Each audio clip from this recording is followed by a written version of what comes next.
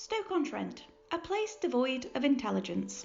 I lived in Stoke-on-Trent for 3 years and worked there for over 10, and there's one irrefutable truth about the place that has remained unchanged for all that time. It's not that their accents make them sound brain dead. They actually are. The only time you'll find a working brain cell in the whole of Stoke-on-Trent is if someone from outside drives through or visits, and they've no idea how to drive, or how to speak in civil tone. Their dialect is at once irritating and incomprehensible. They use phrases like "geen downtown" when they mean they're going into the city centre, and when they're not stuffing their faces with oatcakes and rice pies, they're mutilating the English language further, with sounds like "eh" instead of "isn't it?" It's like somebody kidnapped every single village idiot in the world and dropped them in Stoke. I'm amazed a single member of the population remembers where they live every day. As for the city, well, it's every man for himself on the roads. Nobody drives with any care and attention, see lack of intelligence above, and the city centre is... well, most of the smaller businesses have closed down now and it's corporate central. Mind you, the big Tesco on Clough Street attracts your typical incomprehensible Stoke scallies with names like Mark, pronounced Mork, yes, really, and Morton. Travel through here, but don't stop. Don't trip over the knuckle grooves that have been eroded into the city's pavement since time immemorial. The residents still walk around dragging their knuckles and glaring at people who smile at them. In response to that cheerful article, this documentary will be about, well, Stokes Past and Present. The people that made Stoke in a sense, and the people that will carry Stoke. Hi, I'm Nikki and I'm a 32-year-old from Cheadle in Stoke-on-Trent. I have lived here in Cheadle all of my life. I love my hometown and the area of Stoke. One of the things that's really positive about this area is the excellent schools and teachers that we have always had. It is thanks to wonderful teachers at the primary school I attended that I have a passion for history that has lasted for most of my life. From as young as 8 or 9 years old, I can remember reading many books at home and being encouraged by teachers in my love of history throughout my education. And my regret is that I did not pursue history beyond GCSE level academically. I do, however, still have a huge passion for the subject as a whole. In relation to my business idea, so the idea for my business came about last year where I decided to see a careers advisor and we discussed my passion for history, initially looking into the option of my joining a local historical re-enactment group. Sadly, there were no groups local to me to my knowledge, the nearest one being in Derbyshire. And so then we discussed the option of setting up on my own. The idea was that I would do my own historical reenactments about different historical eras, different monarchs, different historical figures, and then go around to the different primary schools in the area, performing for the children and educating them about history. In terms of what do I have to put into the business, well, I make use of English language degree. I graduated in 2009. So it's thanks to the skills I learned in my degree that I am able to write my own scripts and song lyrics all about different periods in history or significant historical figures and events.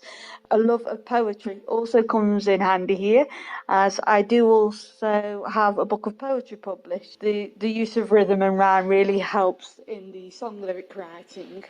A passion for music also means that I don't mind singing. I have sang in choirs since the age of 8 and played the clarinet since the age of 10. So a combination of all these skills that I've acquired during the course of my education here in Stoke, apart from when I went to Bangor University, all these skills I have acquired in Stoke mean that I can push my business forward and combine all my skills and knowledge to make the business work. I never thought I would have the confidence to set up on my own, but here we are today, and through my experience I do believe that anybody from Stoke follow their hopes and dreams and make a living out of what they are passionate about. There are ample opportunities in Stoke. You just have to know where to look for them. So moving forward, I see my business as very beneficial to the area. I sincerely hope to pass on my love of history to primary school children, but not only that, to pass on a passion for music and the concept that they too can achieve what they hope to achieve in the future. The benefit to this area that my business has is that It is portable, hence I decided to call the business Portable Past. It means that I'm not restricted to staying in one school. I can approach any school in the area, and I can help any child in this area to be educated in history and to develop a passion for history, to enjoy music and various things that, I can encourage an interest in. Additionally, my business has the benefit of bringing history to life.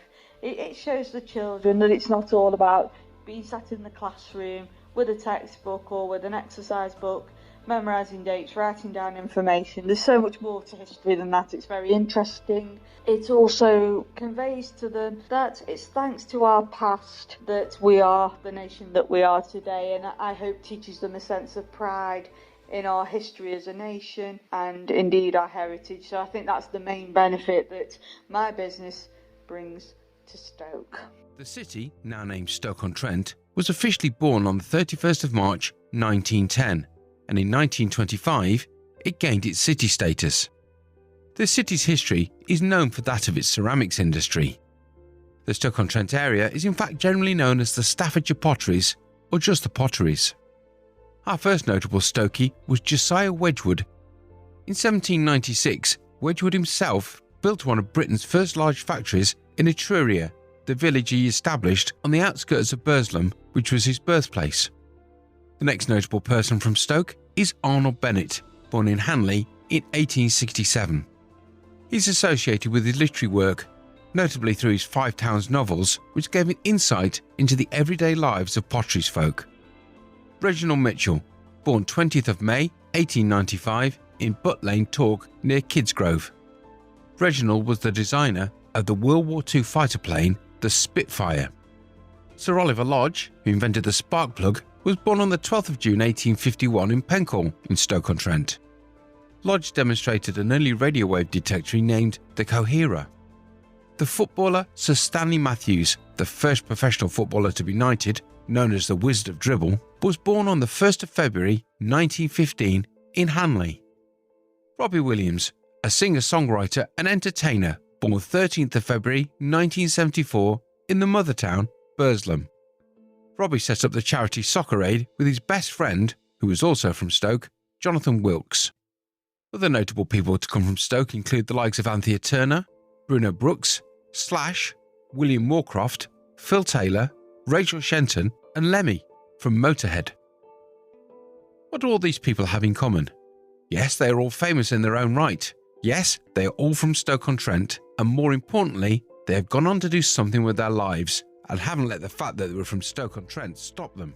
I worked on a pottery firm called W.H. Grinley's. I worked there from 1984 till 1999. I worked in the biscuit warehouse selecting plates, cups, saucers, teapots, etc. I liked my job and made some good friends. I was made redundant in 1999.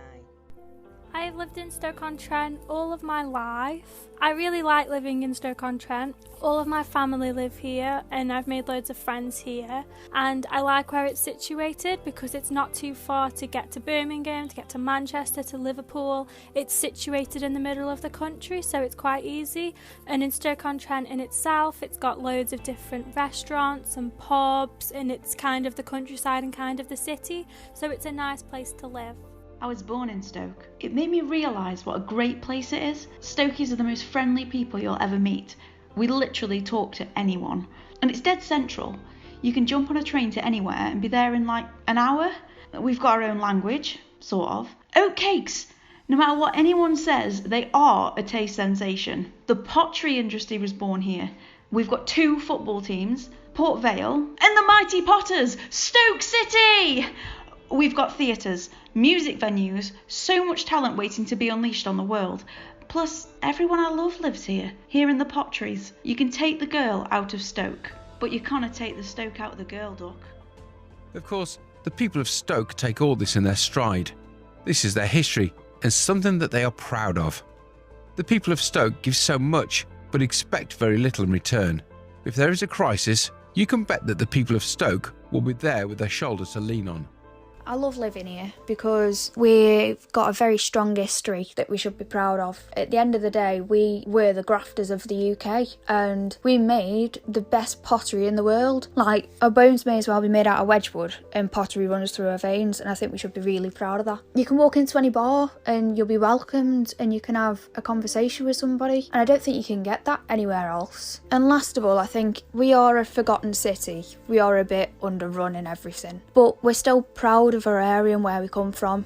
It's a place that everyone claims to hate, but nobody can ever leave because it does just feel like home. There is some good charities. One of my favourites, what's really close to my heart is Ruby Girl. I mean, I did work experience for them and, it's a very good cause. They help children. A good charity, really. I mean, all charities are good, but that's a really good one in Stoke. Helping the kids that, aren't very advantaged. Yeah, they're good charities. When times are hard, you'll never go through it alone. The rest of Stoke will always be behind you. Although not everyone from Stoke has a lot themselves, they are more than willing to help others.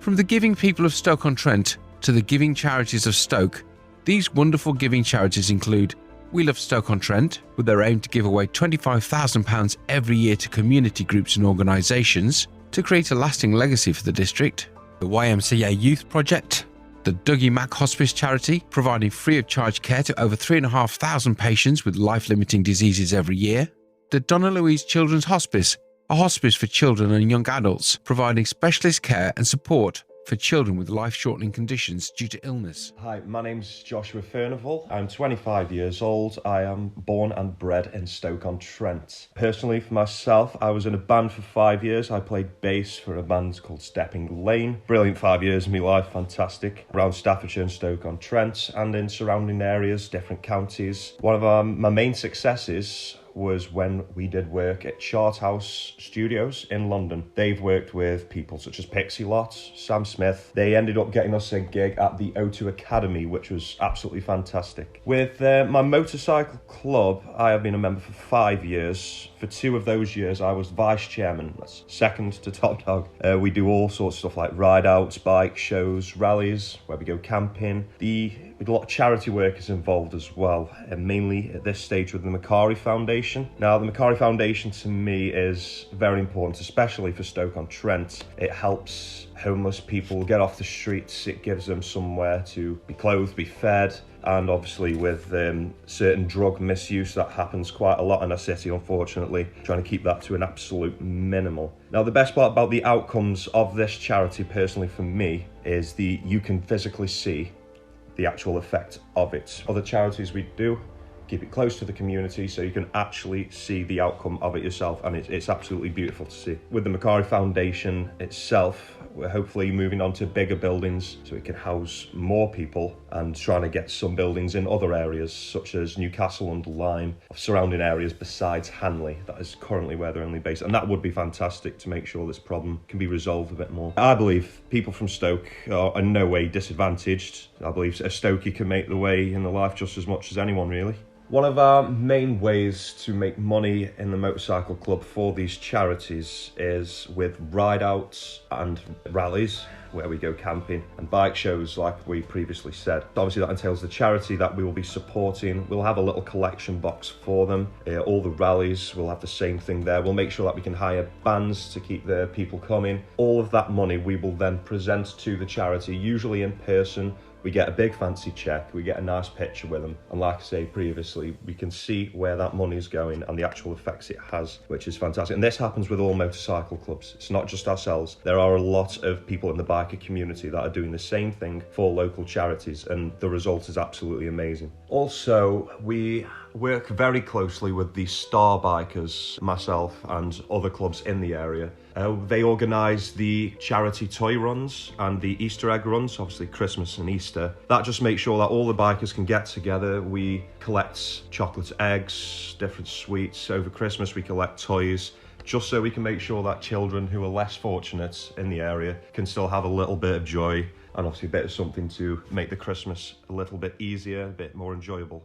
There are other people that do exceptional things for other people as well, such as Jason Powner, a tattoo artist by trade, and a charity food bank delivering to families in need in the surrounding areas. Other people like Ruff and Ruby, the Ruby Girl, and the founder Dawn DeVille helping to teach kids and young adults a different way of life and helping them to believe in themselves. Last but not least, people like a lady called Megan Ward, who has overcome everything to become a global ambassador for Perth's Kids Foundation. Here is Megan's story. I've been a construction site manager now for 7 years, and in the last 2 years I've opened 2 businesses in Stoke-on-Trent, servicing Stoke and the surrounding areas. Been achieving grade 8 on the piano and also in theory of music, and volunteering at Camp Purphy's UK. I've always supported the Purphy's Kids Foundation from as young as I can remember, and I noticed that there was a volunteer opportunity coming up with them to become a volunteer at their Camp Purphy's, which is being held in Winchester, which is near Southampton, in August 2019. They'd already done one prior to this the year before, and I really wanted to take part in it, so I had to do a couple of fundraising things before I could go, and I did a quiz at the local pub, and I had a Just Giving page on Facebook, received loads of support from my family and friends, and a lot of support from small businesses around the area, which is quite nice. That was the sort of start of my Purphy's Kids Foundation journey, really. So after I became a Purphy's camp volunteer, my role at the camp involved literally every task you could imagine: cleaning the dorms, making sure the kids were accounted for, hosting the movie nights, making sure they had all the equipment for the day that they were going to need, serving out lunches every day, dinner and breakfast, taking some kids who didn't want to participate in the water sports that day. Some kids still had scars fresh from their operations that they couldn't get wet, which was completely understandable, so I'd have to take the kids to an arts and crafts and host an arts and crafts sort of little thing for them, where we painted ornaments, we built bird boxes, we did pictures, we did a numerous amount of stuff. We had a talent competition, and I had to be the speaker of that and introduce all the kids in front of the parent. We had a Q&A with a doctor who was the leading doctor of the UK at Camp Purphy's, so it was meeting with him, getting the parents into the hall to have the Q&A with them, and once the parents were settled and sorted, taking the kids elsewhere and getting a movie on and getting them settled in for the night. There was it was quite a big age range, so there was as young as 6 and as old as 16. Mainly boys, as Purphy's affects 4 out of 5 boys, and the 1 out of 5 are girls. So there was split in the dorms, the younger ages and the older ages. I had the younger ages every night, so I would read them a story most nights, get them settled off and get them to sleep. And then the craziness, as they call it, started at 6 o'clock every morning, with one child running through the hall screaming everybody awake because he was ready for his breakfast. My role now at Purphy's Kids Foundation, as I become a global ambassador, is to spread more awareness. So there is a target of at least one awareness event a month. The one that I did for February was I went to a local youth group with the church, and I gave the kids a talk there and showed them all what Purphy's was about, all that it entails, the meaning behind the Camp Purphy's, what we did, the phenomenal things these kids did. It's also involved going to a local riding school and seeing if we could get a horse riding section for the kids to go on as well, which would be great to incorporate another activity, and gathering things like the outdoor games that they'll play in the free time, the arts and crafts things together. And now at the moment I'm processing camper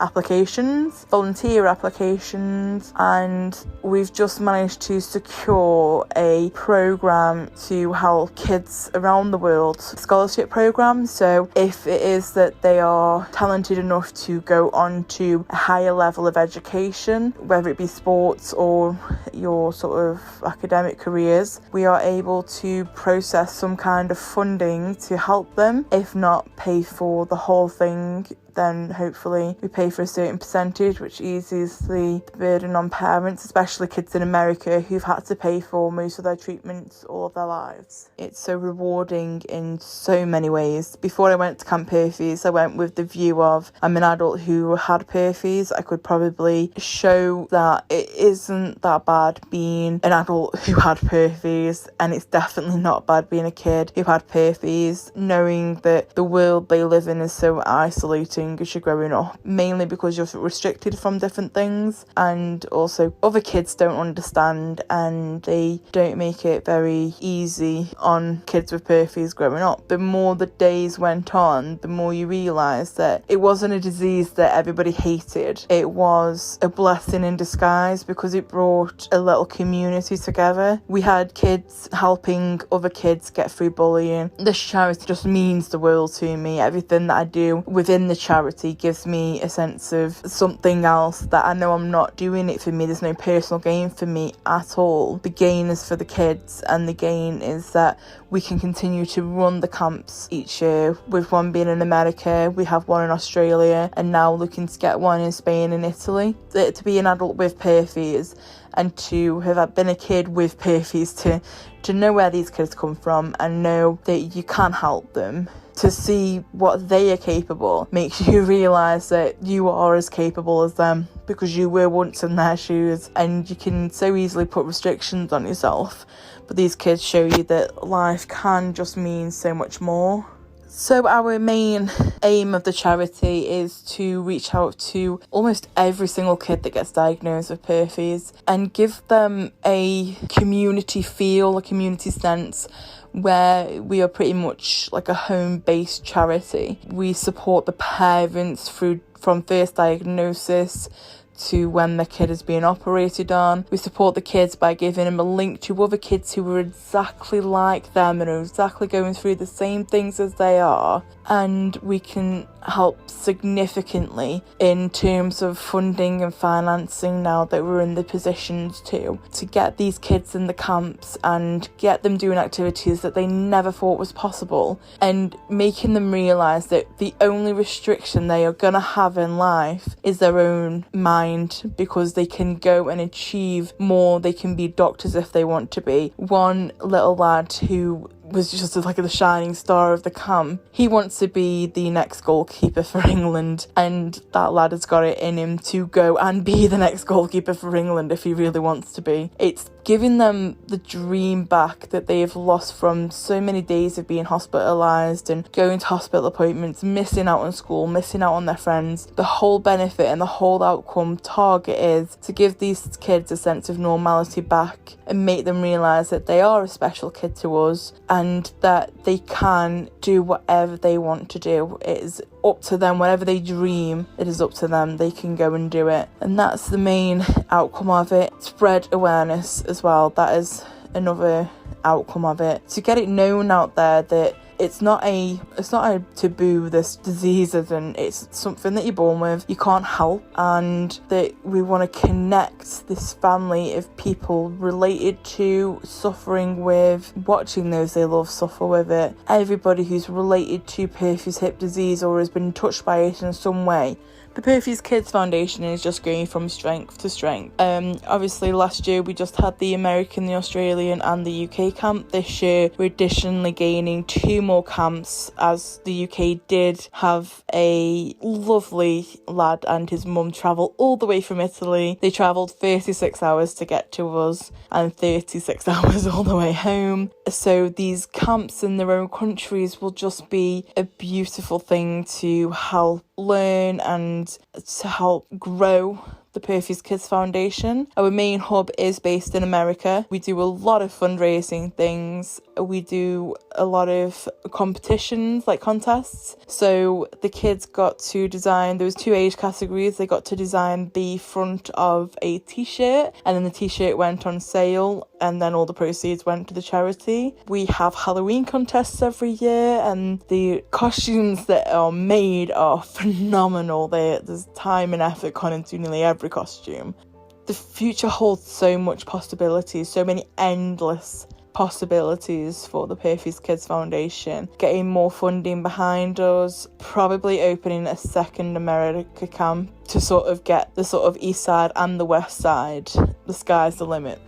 I believe anybody who has been born and bred like me in Stoke-on-Trent can make something of themselves. We have so many inspirational people from Stoke-on-Trent, and we are all born with this friendly nature, this kind-hearted helping hand that no other area that I've really been to has ever expressed it. You will walk down the streets and people can smile at you. Go into like the local communities, like my community, Forsbrook, you can walk into the shop and have 3 or 4 people say, "Hey up, how are you?" And it's so lovely to be a part of that. A lot of the community of Stoke-on-Trent is a lot poorer than the rest of the country, but when tragedies hit or something unspeakable happens to one of the people who live in Stoke-on-Trent, it seems like a lot of Stoke-on-Trent pulls together to help that person out. Not so long ago there was a story of an elderly couple who got robbed by 2 people. They followed them all the way home from the shop after they drew the pension out, threatened them, took the money from them, took the shopping as well, and fled the scene.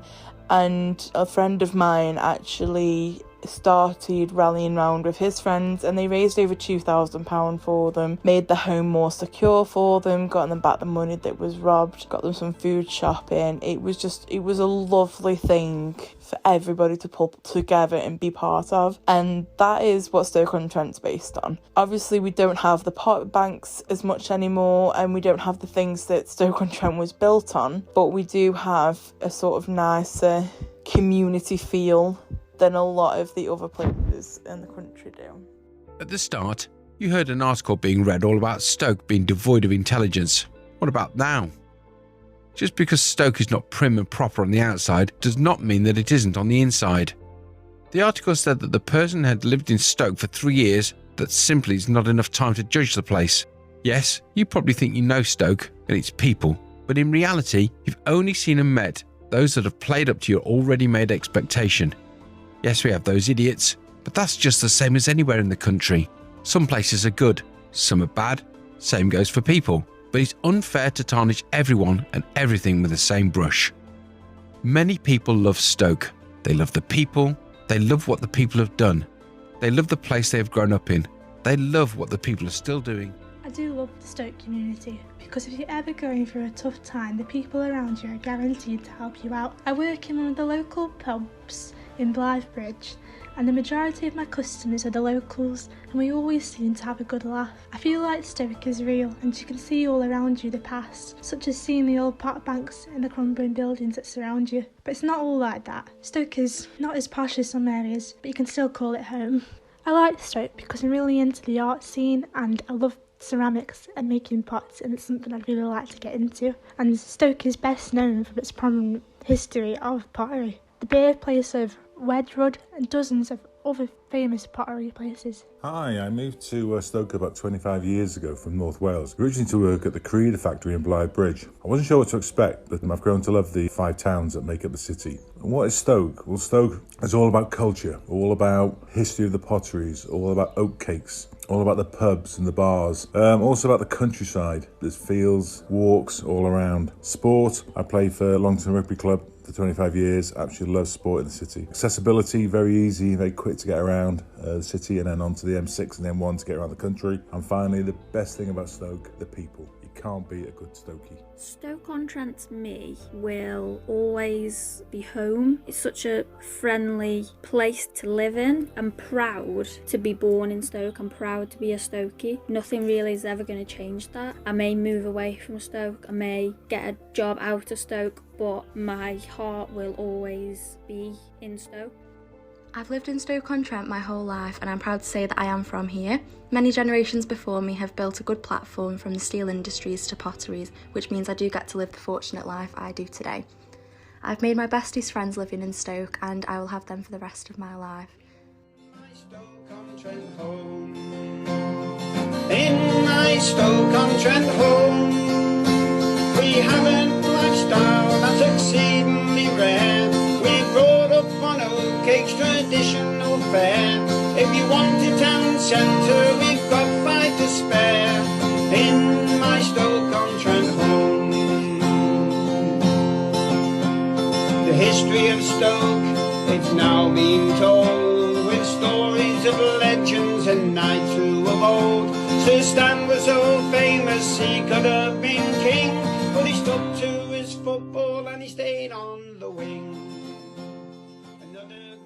We are proud of the city because this is home, and Stoke no matter how far away you move, will always be home. If you ever make it to Stoke in your travels, you will never meet a nicer bunch of people. In fact, when you come here, go and get an oatcake, or go up Wrights and have a pie. Uptown we duck.